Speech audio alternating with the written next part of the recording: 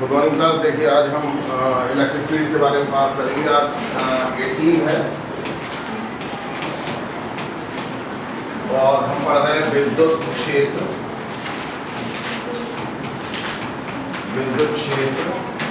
की तीव्रता। इसमें हमने अलग अलग जो चार्ज डिस्ट्रीब्यूशन है उनकी वजह से पढ़ा।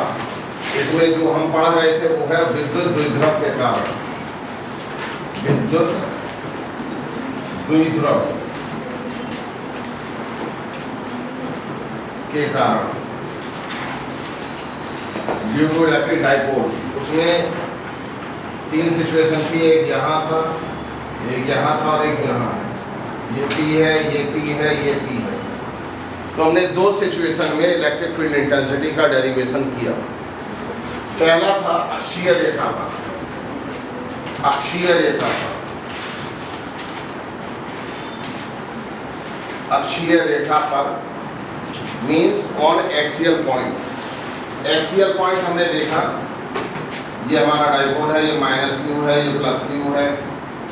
यहाँ पर पॉइंट P है जिस पर हम फील्ड निकालना चाहते हैं। इसके मिडिल पॉइंट से, मिड पॉइंट से यहाँ तक का डिस्टेंस r है और ये l है, ये l है, यानी कि दोनों के बीच का डिस्टेंस 2l है। 2l हम इसलिए लेते हैं कि l और l आसानी से 2 पार्ट में डिवाइड किया जा सके। l/2 l भी ले सकते हैं, फिर हमें l/2 लिखना पड़ेगा। a भी ले सकते हैं। अलग अलग किताबों में अलग अलग तरह से ये डिस्टेंस लिया जाता है।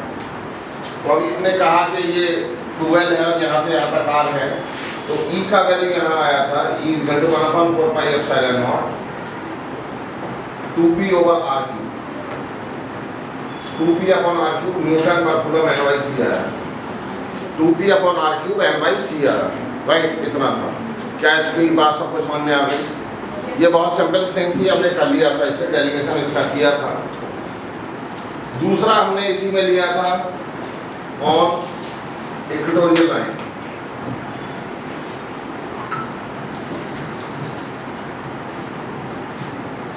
और इक्वेटोरियल लाइन, इक्वेटोरियल लाइन क्या थी?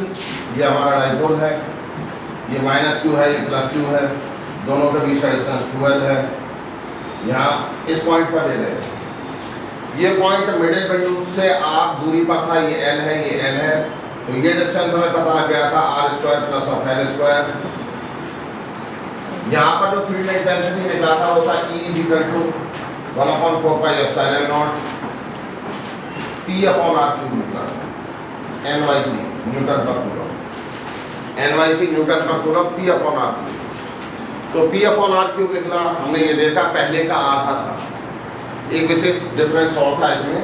ये इलेक्ट्रिक फील्ड का डायरेक्शन इधर था और जब हम इस पर बात कर रहे थे यहाँ, तो ये इधर था। यानी कि जो हमारा इलेक्ट्रिक डाइपोल मोमेंट है P की दिशा ये होती है।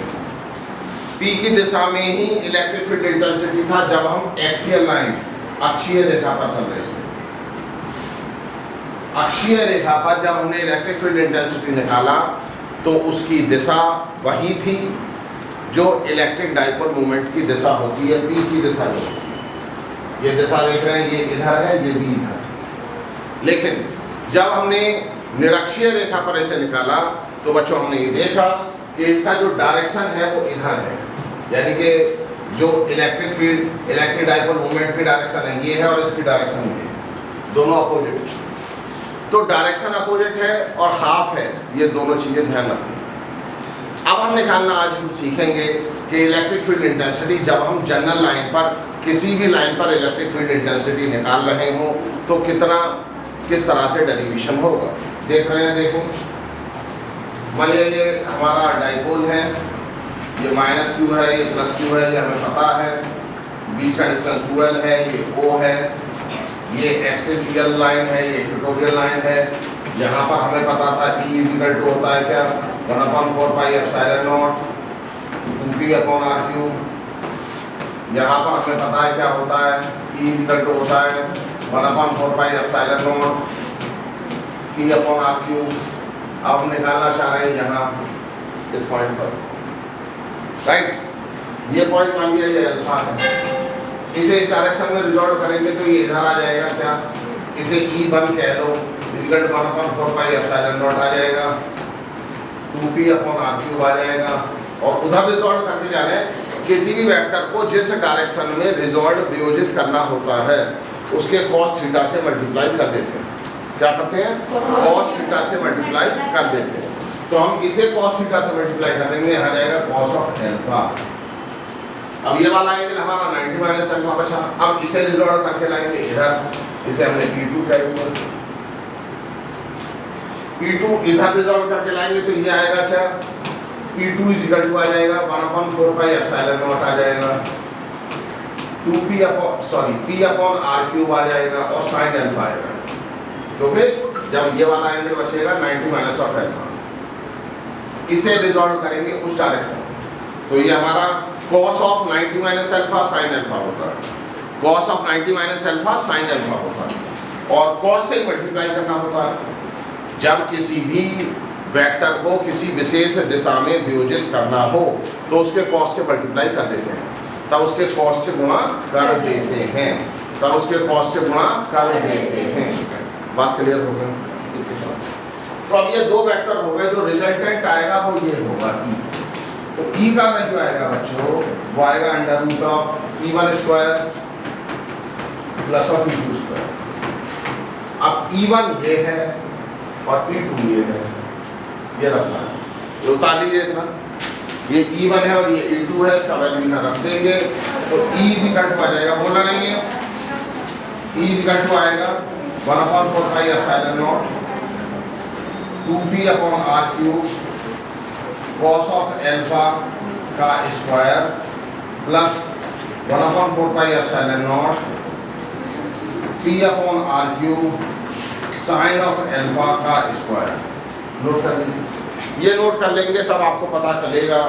इसमें से कुछ कॉमन ले लीजिए, कॉमन लेकर आ जाएगा E equal to 1/4 pi epsilon naught common ले लिया, p अपॉन r क्यूब भी कॉमन ले लिया, अंदर बच जाएगा 4 cos square alpha plus of sin square alpha, इतना बचेगा। नोट करिए जल्दी, जब ये आप पता करेंगे तो आपको पता चलेगा ये किस तरह से हम निकाल पा रहे हैं। एक दो बार ड्राइव करके खुद देखेंगे तब आप समझ पाएंगे। करिए, क्या दूसरे स्कूल जुड़े हैं? अब आप समझ पा रहे हैं? देखिए कोई जुड़ा है क्या? कौन कौन? बस GIC कुदर की मेरी आवाज आ रही है? GIC कुदर की के जो बच्चे जुड़े हैं, क्या मेरी आवाज आ रही है? हेलो GIC कुदर की, GIC कुदर की, क्या मेरी आवाज आ रही है? लिखिए आप।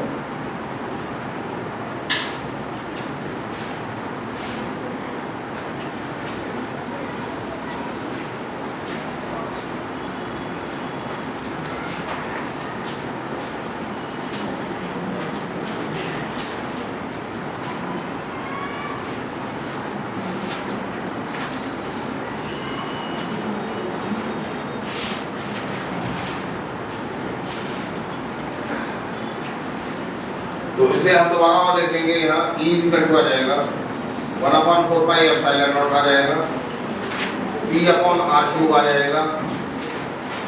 इसे अंदर लिख सकते हैं क्या? अंडर रूट करके इसे 3 cos square alpha plus cos square alpha होगा 4 cos square alpha plus sin square alpha, ये लिख लीजिए। इतना पार्ट देखेंगे, इस पार्ट को जब देखेंगे तो ये 1 हो जाएगा, इस पार्ट को जब देखेंगे तो 1 हो जाएगा, यानी कि हमारा वैल्यू आ गया ये वैल्यू हमारा निकल के आया फार्मूले में। E equal to 1/4 pi epsilon not p upon r cube under root of 3 cos square alpha plus cos square alpha plus sin square alpha. लेकिन cos square alpha plus sin square alpha equal होता है 1। तो इतना note कर लिया, हटा दें इसे, जल्दी करिए।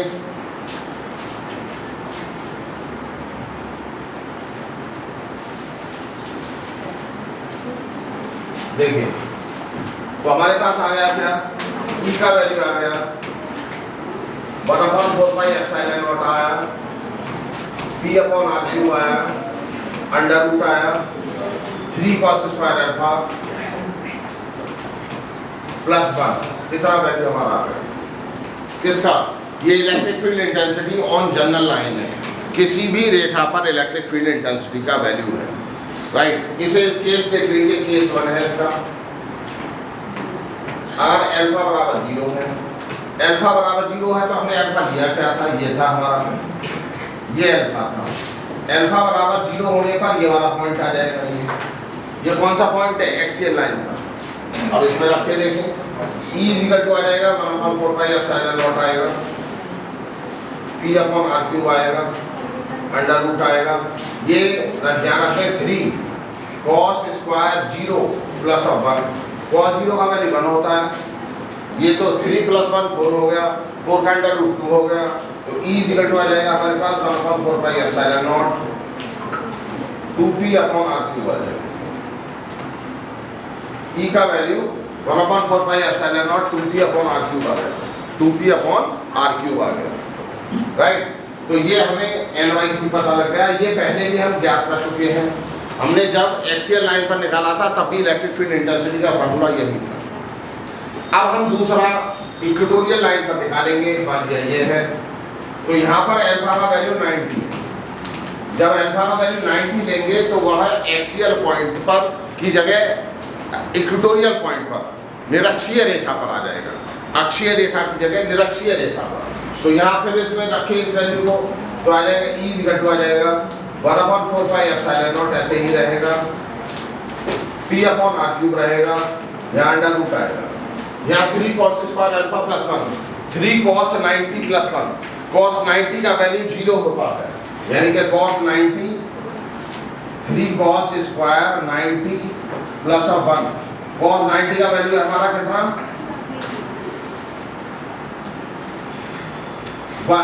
0, तो E का वैल्यू आ जाएगा under root 1/4 pi epsilon not P upon R cube और अंडर रूट बचेगा 1, अंडर रूट 1 होता है, तो E इक्वल टू आ जाएगा 1/4 pi epsilon not P upon R cube आ जाएगा, NYC आ जाएगा, न्यूटन पर कूलम। तो ये हम पहले भी ड्राइव कर चुके हैं। इससे हम ये कह सकते हैं कि जो जनरल लाइन का डेरिवेशन है उसी से हम इक्वेटोरियल लाइन और एक्सियल लाइन, अक्षीय रेखा और निरक्षीय रेखा पर भी जो इलेक्ट्रिक फील्ड इंटेंसिटी है उसका डेरिवेशन कर सकते हैं। या आप ये कह सकते हैं कि अक्षीय रेखा पर और निरक्षीय रेखा पर जो इलेक्ट्रिक फील्ड इंटेंसिटी का डेरिवेशन है वो इसका जनरल लाइन के डेरिवेशन के स्पेशल केसेस हैं। कौन कौन से स्पेशल केसेस हैं?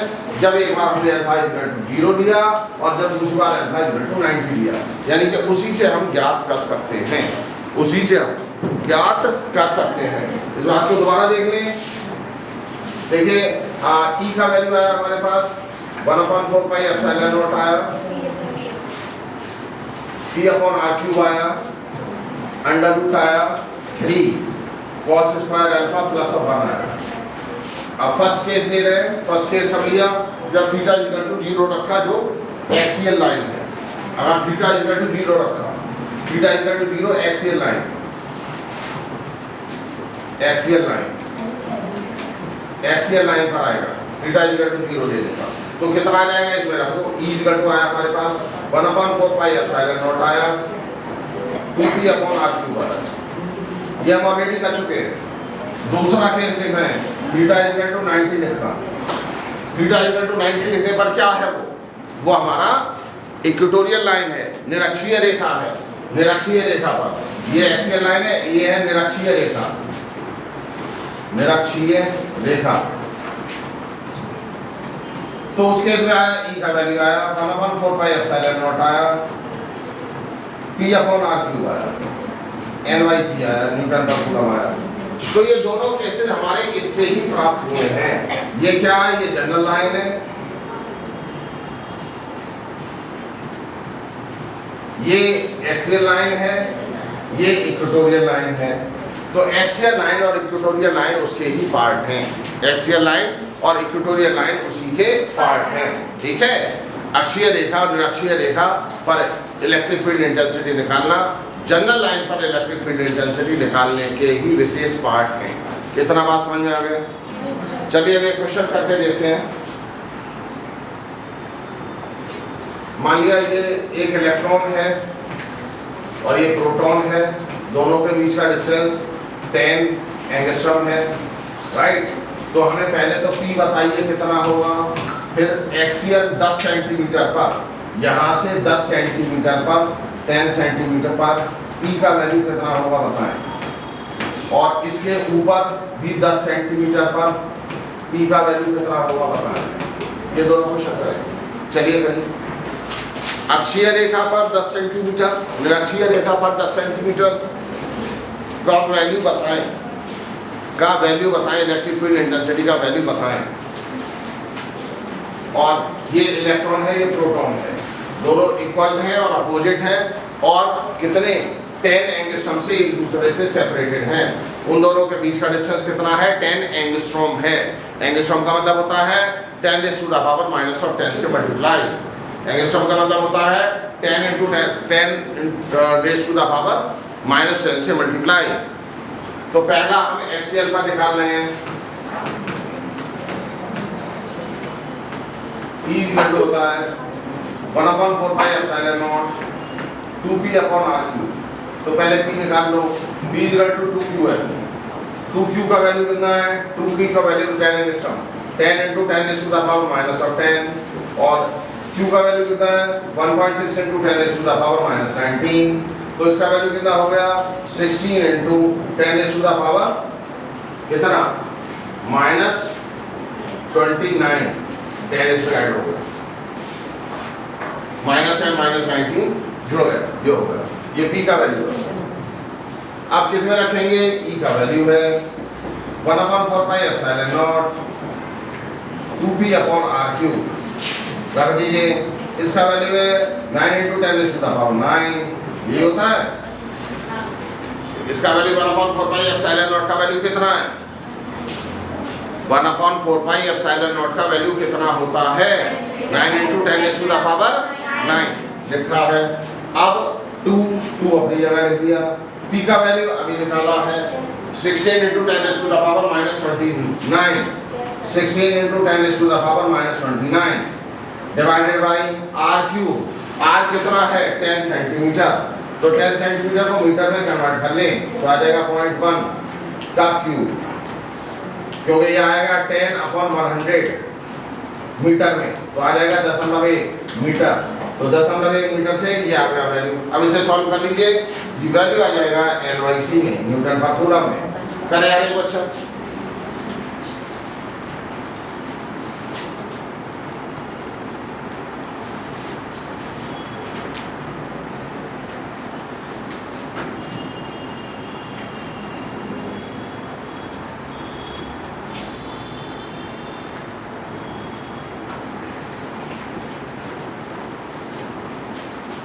हर एक करके दिखाया जल्दी।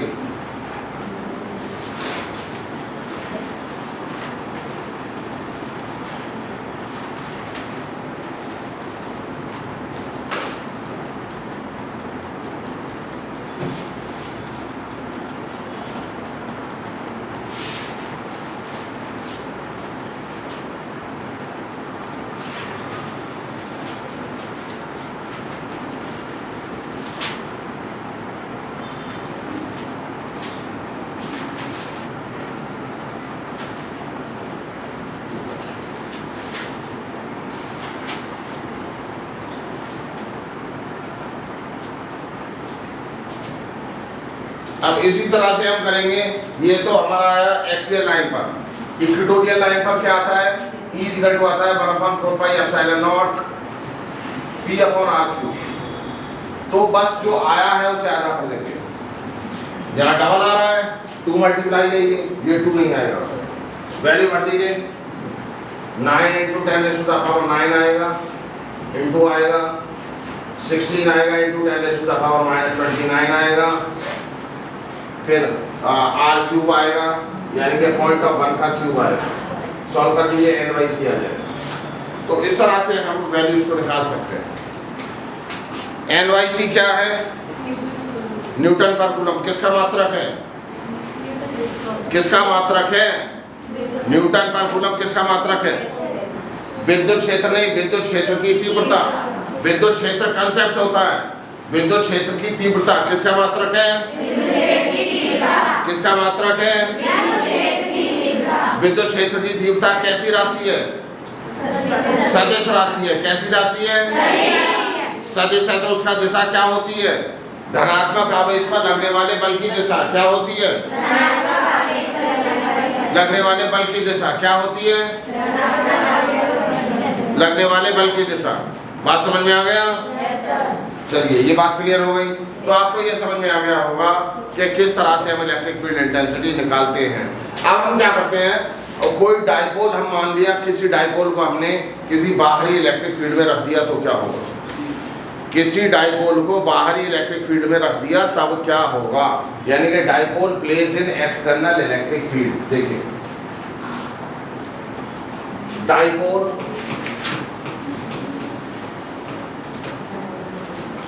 Placed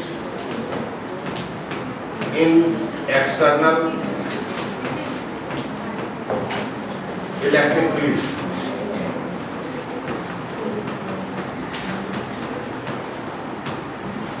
dipole placed in external electric field, right. External electric field मान लिया ये है,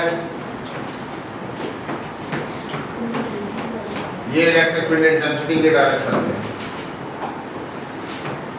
यहाँ पर हमने एक डाइपोल रख दिया, ये प्लस चार्ज है, ये माइनस चार्ज है, इन दोनों के बीच का डिस्टेंस 2L है। क्या होगा? पॉजिटिव चार्ज पर इलेक्ट्रिक फील्ड इंटेंसिटी की दिशा में एक बल लगेगा और निगेटिव चार्ज पर इलेक्ट्रिक फील्ड इंटेंसिटी के अपोजिट दिशा में बल लगेगा। तो इस पर एक बल लगेगा इधर, F = QE, इस पर एक बल लगेगा इधर, F = QE। जब दो बल इक्वल और अपोजिट जो पैरेलल हैं, जिनका लाइन ऑफ एक्शन डिफरेंट है, अगर लगे तो उसे कपल कहते हैं, इसे कपल कहते हैं। तो जब भी किसी बॉडी पर कपल वर्क करता है तो बॉडी रोटेट करती है। अब जब ये इसे यूं खींचेंगे तो ये सीधी हो जाएगी, यूं, ये उधर खींचेगा, ये उधर, इसे सीधा पड़ेगा। तो इसे हम कहते हैं एबिलिटी टू रोटेट, यानी कि घूमने की शक्ति प्राप्त हो गई। Ability to rotate, ability to rotate को हम कहेंगे, जो निकालते हैं उसका फिजिकल क्वांटिटी वो होता है टॉर्क। टॉर्क यानी कि बल आघूर्ण, उस पर एक बल आघूर्ण कार्य करेगा, बल आघूर्ण, जिसे हम कहेंगे टॉर्क, रिप्रेजेंट करेंगे टॉ से। तो जब भी किसी एक्सटर्नल फील्ड में एक इलेक्ट्रिक डाइपोल रख देते हैं तो उस पर एक टॉर्क काम करता है, बल आघूर्ण कार्य करता है। तो बाहरी विद्युत क्षेत्र में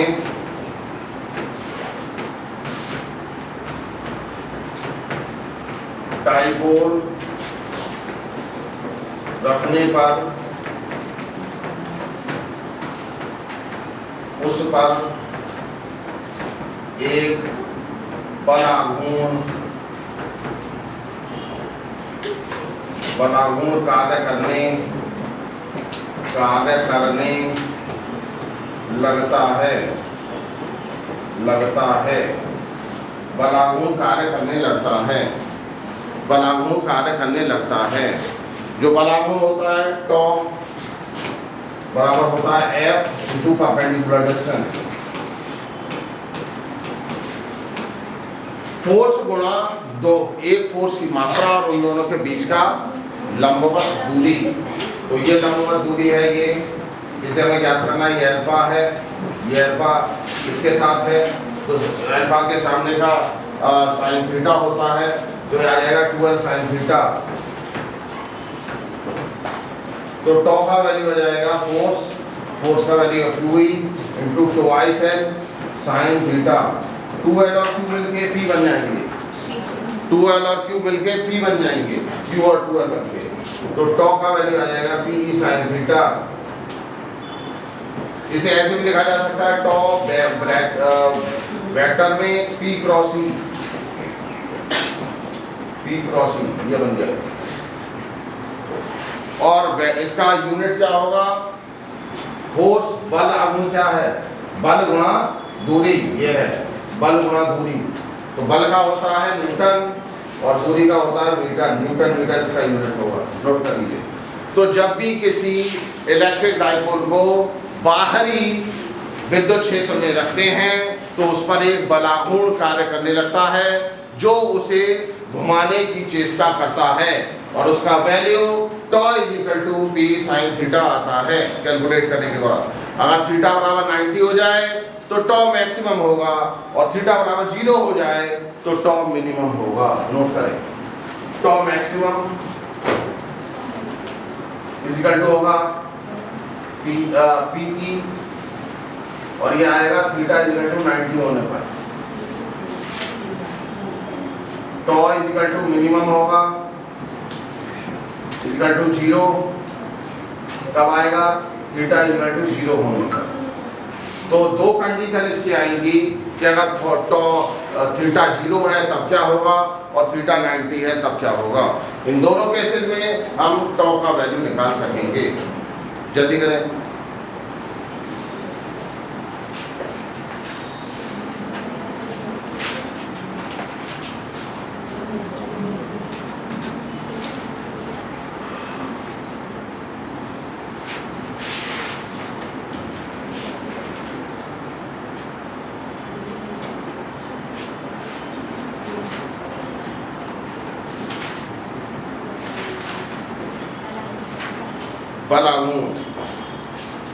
बलागुण एक सदिश राशि है। बलागुण एक सदिश राशि है।